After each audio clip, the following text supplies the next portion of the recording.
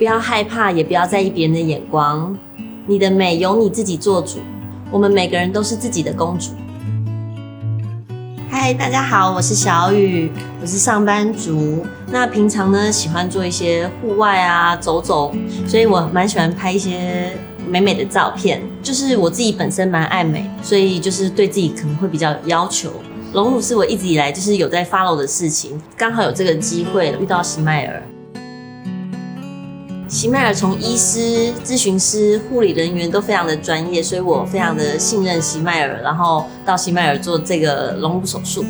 主要是我喜欢珍珠锅摸起来的手感，还有它的保固也是一个很大的优点。本身自己也是一个很懒的人，就是不会想要去按摩，所以就是我会选择珍珠锅，就是因为它就是懒人入手。那术后其实就是我本身比较容易水肿。那穿定位衣的时候会有一点不舒服，但是后来都有持续回诊所打营养点滴，1个月差不多就也蛮自然的。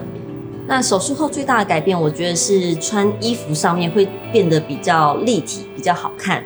其实一开始他是反对我去做隆乳手术，因为他觉得说，本身的条件也不差，为什么要去做这个手术呢？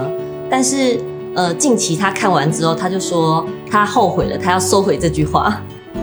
其实因为我习惯穿宽宽松松的衣服，所以我没有特别去讲的话是没有人发现的，只有几个比较要好的同事他们会知道。术后最想做的事情就是买更多更漂亮的衣服，更好看的内衣，当然是要穿给自己看的啊，一定要照镜子看看自己漂亮的胸部，当然这是每天必备的工作。现在对自己的胸部超级满意。在麻醉退后的第一件事情，我是请护理人员立马拿镜子给我看，我想看看术后自己马上有大奶的样子，就哇，真的非常的大。